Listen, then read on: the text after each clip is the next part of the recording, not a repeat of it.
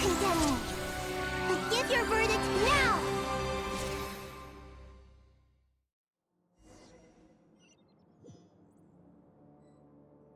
Blessed One of Wisdom, Mahakusaladhama, are you certain that you wish to exercise your authority to destroy Irminsul? It represents both your roots and your finest accomplishments. You truly intend to abandon the very thing you have always fought for? This is my decision. Irminsul is the original tree of Teyvat. It is the means by which the heavenly principles maintain. It is precisely because I honor and revere it that I fight for the humanity it exists to protect. Wisdom is knowing how to weigh the options and make the right decision. If you truly care about the fortunes of this world, then it is me. Planting a seed begins the chain of cause and effect. Since you have become a great tree yourself, why should the loss of another tree be anything to fear? Till we meet again.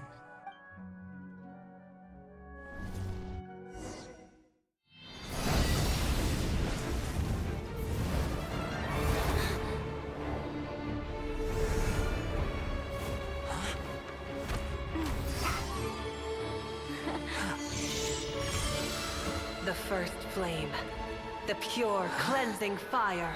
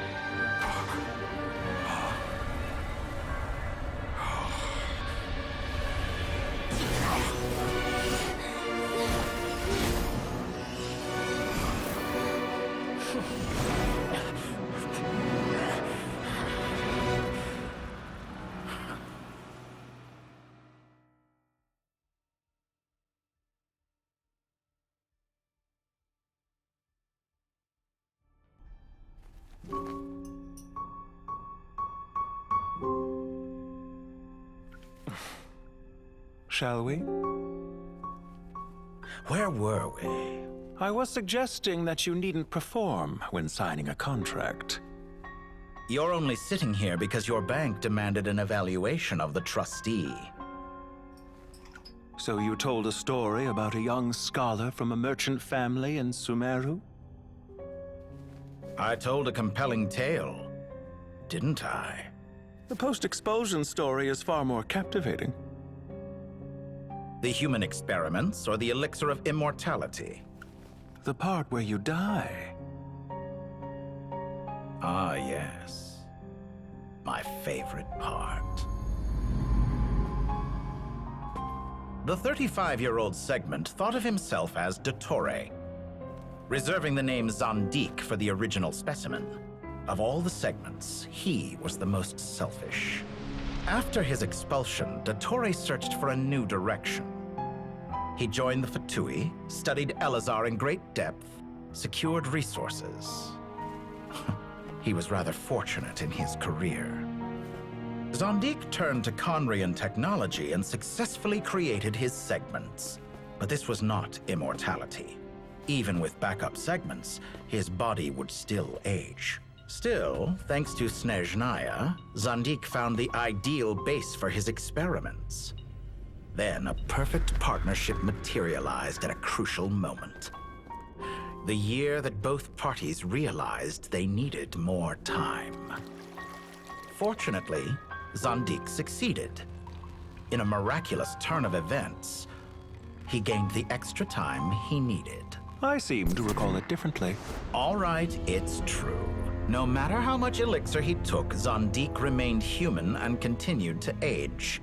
Then, on the morning he turned 85... Help me up! Call for help! Surely he would be rescued, Zandik thought. But to his surprise, no one helped him. Zondique was too selfish for that. Don't forget, you're one of us. Yes, and we're all waiting. Waiting for me to die. Pantalone arrived for a meeting and happened to witness what followed. He found it unsettling. I never said that. But the Zondiques were unfazed. It was a rare opportunity for self-dissection.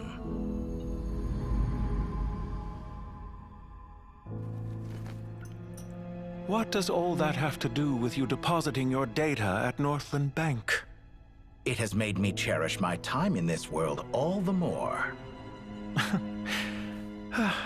Fair enough. So you do have a sense of self-preservation.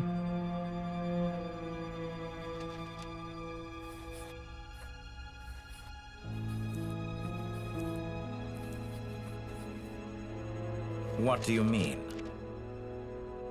You're hardly normal, and you don't cherish life. You just don't want to admit defeat in the limited time you have.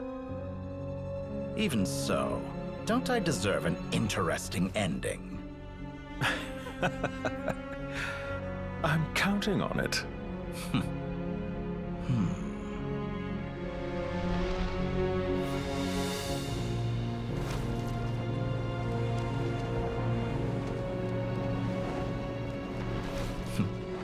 If nothing else, I expect my funeral will be a grand affair indeed.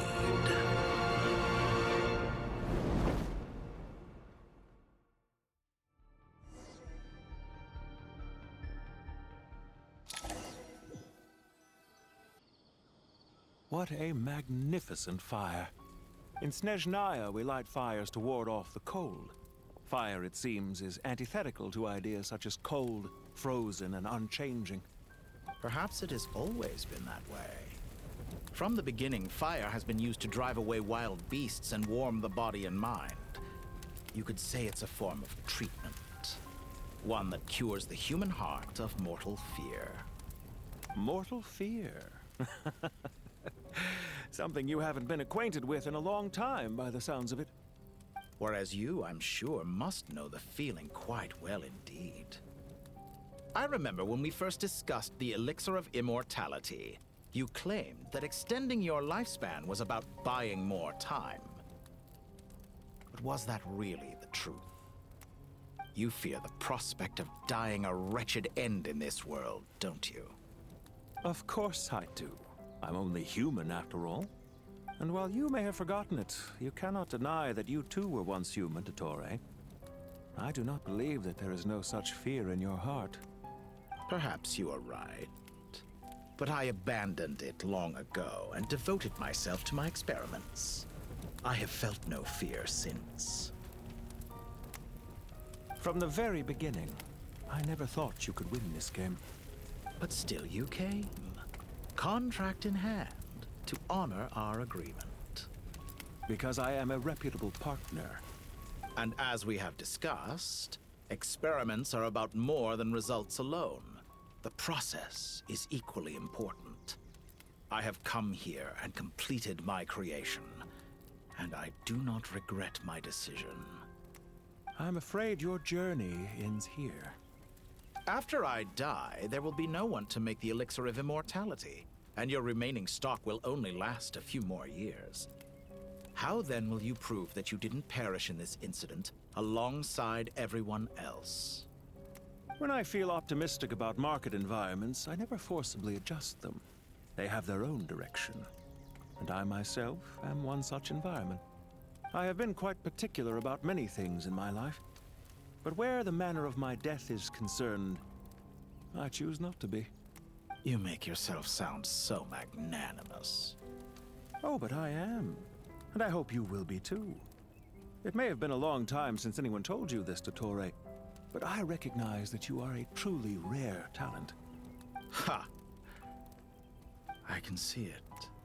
The experiment in blasphemy that I've been performing all this time. It has been a long process, and I do not care about the results as much as people might imagine. If the very goal of your experiment was to explore infinite possibilities, then there was never any reason for it to end. Indeed. Yet now, the experiment has officially drawn to a close. What should I call you? Zondik? Or do you prefer Dottore? Suit yourself. Goodbye, Feofan. This time, that's what it truly is. And don't I know it? Goodbye, Zondik.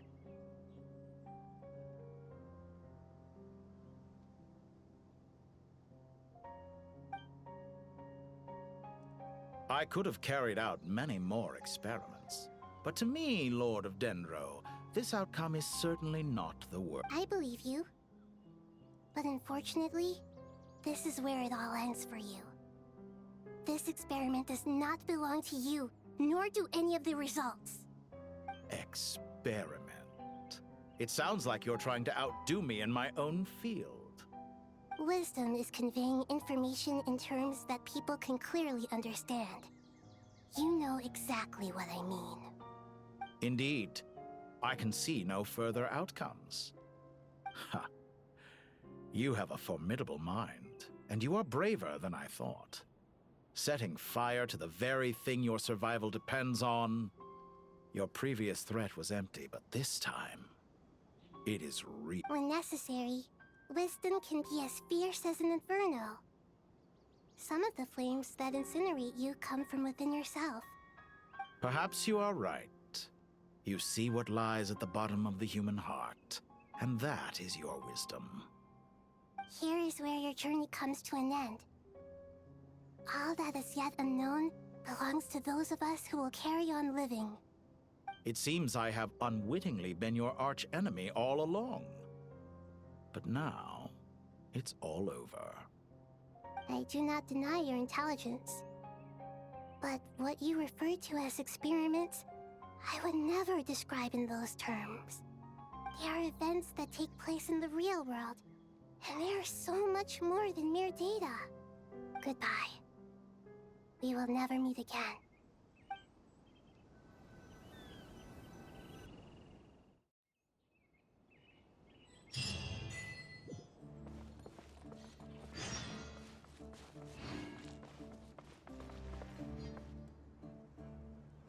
Well, that's the last of them. Everyone on the list is already back where they should be. It was a long, hard road, but we finally finished escorting everyone back. I just pray that we'll never need to leave again. I hope we can stay here forever in this peaceful paradise of our own choosing. Paradise. In the annals of the Temple of Silence, that word carries great significance. It represents the hopes and desires of the gods. Their longing for a place to rest. I wouldn't think gods need such a place. People always think they're the only ones who can lose their homes. They forget that gods too need a place to reside. As the Goat King once said, "A god without his people shall cease to exist." Gods need their believers every bit as much as their believers need them. Only we can truly understand how much the desert faith has faded over the centuries. But Given the myriad ways in which gods and humans interact, I'd say they really are. How else could Dunyarzad consider the Dendro Archon a friend? Well, that sounds about right to me. Describing them as friends sure makes us feel a whole lot closer. if you told me a few years back that I'd have this many friends, I'd have called you a liar. Belief is a choice, just like friendship. We've made our choices through battle. The right ones, wouldn't you say? I'll be heading back to the Temple of Silence. I heard the Goat King and the Ibis King decided to pay us a visit. How about you? It's back to Aru Village for us. Still plenty of supplies to distribute and people to help. Until next time, old friend. As long as you can find the time, you're always welcome to visit us in Aru Village. Right back at you. Make sure to drop by the Temple of Silence the next time you're free. Where it is that two of the other 7 pillars, Shezapank and Bennu, might also be dropping by. Since you're wearing the symbols of their power, it'd only be fitting if you came to see them for yourselves. Dropping by? That makes it sound like they're visiting a neighbor's home. Well, the temple was founded by Hermanubis, so I guess to them, that's exactly what it is. Guess that's true. All right. We'll make sure to find time to stop by. Stay safe on your journey home. I will.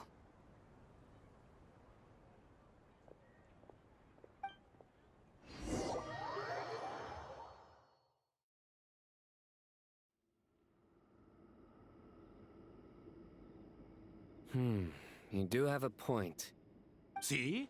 Retirement has always been a problem, especially for old-timers like us who've been locked away all these years. You finally step out into the light, and bam! You're face to face with a whole different world. Naturally. What do you think, Layla? Huh? Why would you think to ask me? How could I possibly be qualified to decide where the servants of King Deshret should live? Sorry if my question was unclear. Do you think their statues will stand out too much if we place them here? Hey, I never agreed to this. How could we possibly allow our statues to be left in Hermanubis' home? That would be like breaking into someone's house, then pretending it belonged to you in the first place. Different beliefs can coexist. We still need to respect one another. By which you mean, you two plan to stay at the Temple of Silence, for a while at least. But you have no intention of relocating your statues here. So, you see this as sort of a family visit? Is that correct? Family. You could say that. In a sense, Hermanubis would view this as his home. Just look at this place. Magnificent, is it not? The sad truth is, in the past, all three of us invested so much into misguided ventures.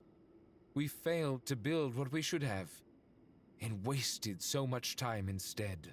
And what do you mean by that? I mean that for the most part, time spent associating with the likes of Sobek, and, let's say, Thoth, might reasonably be considered wasted. Why does that not surprise me? Go on. Anyway, given how much time we'll all be spending together, I'd say that the bonds we built will end up proving to have been a sound investment. Once Sethos, the current leader of the Temple of Silence, returns, you can discuss the matter of staying here with him. But judging by the expressions of everyone here, I imagine you'll receive a very warm welcome. This sacred ground houses untold knowledge, after all. What better place for the servants of King Deshret to appear in the mortal world? How about we share a meal together first? I imagine it's been many years since you last tasted fresh food. Oh, that sounds wonderful. After so many hundreds of years, I can only surmise that desert cuisine has become a lot more varied. Are we having a get-together? If you'd like, I can help prepare some food. After all, Lord Thoth, you helped me so much in the desert, and I still haven't properly thanked you. Oh, my, that would be wonderful. I'm touched that you still remember. How the times have changed. To the people of today, it seems the Ibis King has become a kind and passionate god. And you, Mr. Herreshoff? What kind of god do you wish to be? To be honest, I haven't given it much thought. How about you, Dendro Archon? Do you have any hopes for your future? Me? I'm very happy with my current life. Forgive my bluntness, but you do not seem to derive your authority from majesty and might, like Lord Al-Ahmar. Clearly your approach has its advantages, but also its dangers, don't you think? I do, but projecting a majestic front doesn't really suit me. Besides, my relationship with others isn't simply one of a god and her people. Not putting on airs might earn you more adoration. Exactly. Besides, I really like parties where everyone brings their own food, and we all come together to share. You should join us. I'm sure you'll find it fun. Last time when we got together for a picnic near the Avidia Forest, it was quite the occasion. Seeing as you're already here, how about we hold the next one in the desert? Can we do that? Wouldn't Tainari have to transport a ton of drinking water? Don't worry, I can help out. Layla, would you like to join us next time? Me? Sure. The more the merrier. That way we... Don't take this the wrong way. I just think you should know. When it comes to passing the time, chess is more our thing. In that... If I were to compete against you, I can't say with certainty I'd win, but I certainly wouldn't mind giving it a shot. Where's Sobek? I'm sure he'd be good for a few rounds. Cards, cards, cards! I'll always prefer chess. I wonder what variant of chess we're talking here. Mr. Thoth, is there some sort of astrological significance to this? Oh, I'm glad you brought that up. As long as the leader of the Temple of Silence agrees, we can search Hermanubis' place for books to teach you how to play.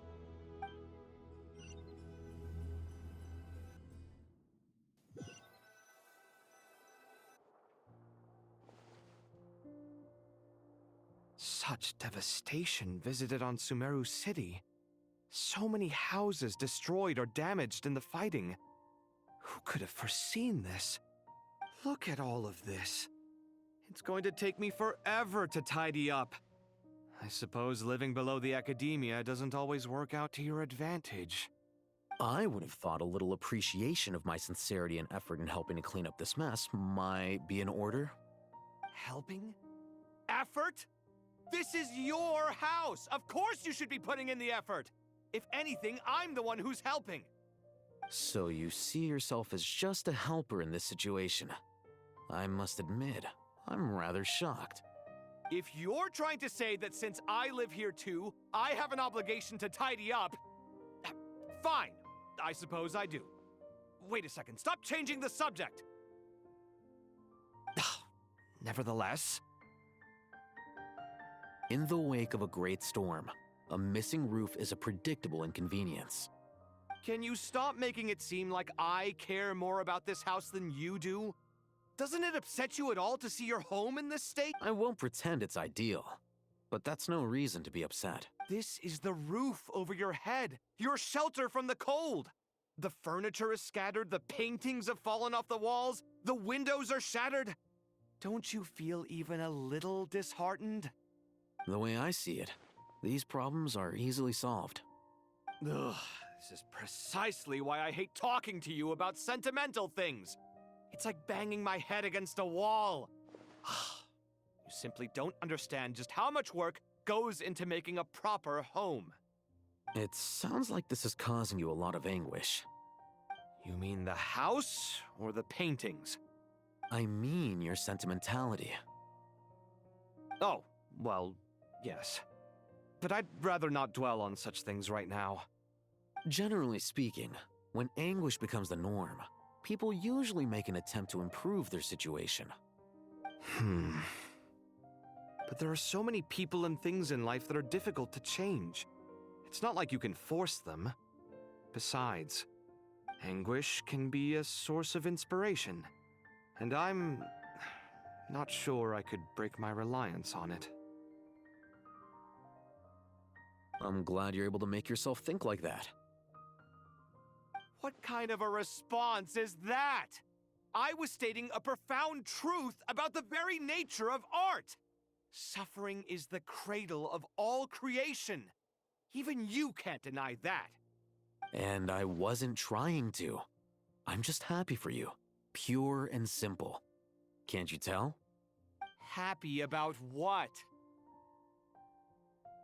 Happy that you can always find an answer that backs up your views. You...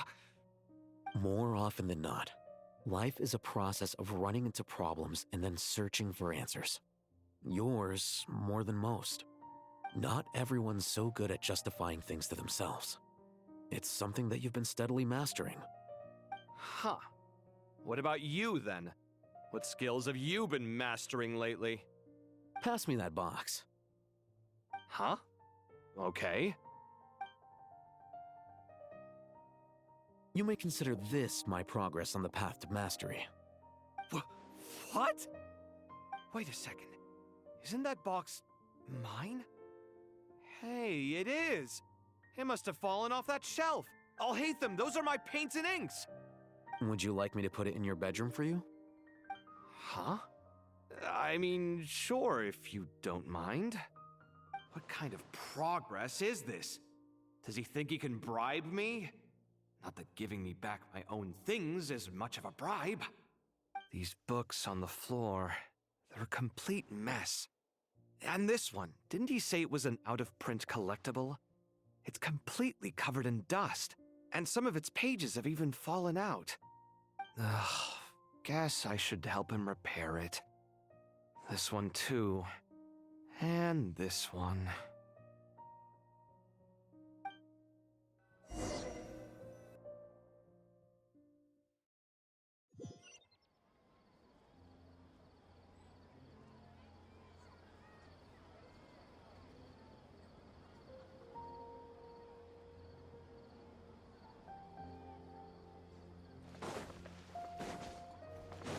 Wind rises.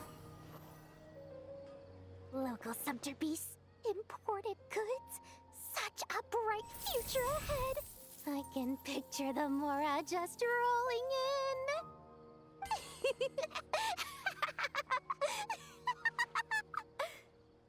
in. You do realize you sound like a choking cow? It's called being imposing. Can't you feel it? Are you not intimidated? Oh, I'm positively shaking in my sandals. What commands do you have for me, oh mighty Lord Sangamabe? You've got a lot of nerve, Nefer. You went and told Candace and the others everything, didn't you? Seriously, do you have any idea how differently they see me now? Surely that's a good thing. I presume they're more disposed to actually like you now, maybe even view you as a friend. You traded my secret for sympathy! Thanks to you, I've lost every last shred of my mercantile majesty. How am I supposed to make anyone think I'm a big, scary investor now? The dark days of Lord Sangamabe are behind you. Why not take this chance to make a few honest friends? Speaking of friends, since when did the notorious Lady Nefer gain such an admiration for holier-than-thou types? A moon chanter here? An angel there? Who'd have thought it? A coming together of fates, nothing more. No need to throw around accusations of admiration. Forget it. You're right about one thing at least. Making friends is never a bad thing for a merchant. So, I really took a loss this time.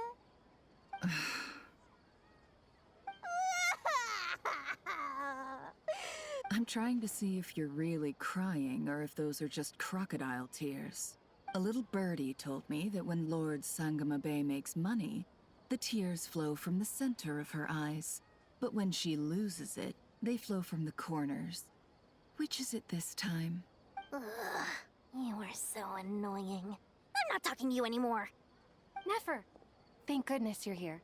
I've been looking everywhere for you. Huh? Well. If it isn't the House of Dana's very own librarian. What can I offer you today, Miss Katayun?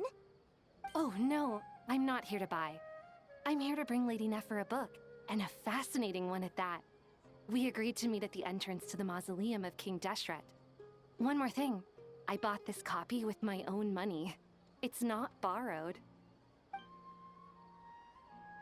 Reasoning knows not time of day, but suspense always follows a blizzard. That's quite the mouthful. Huh? Isn't that the one that... It was all the rage for a while. People throughout the city were clamoring to get their hands on a copy. The names inside were all circled. Everyone thought it was a riddle. stuck in my presence. I don't even want to hear its name! That thing was nothing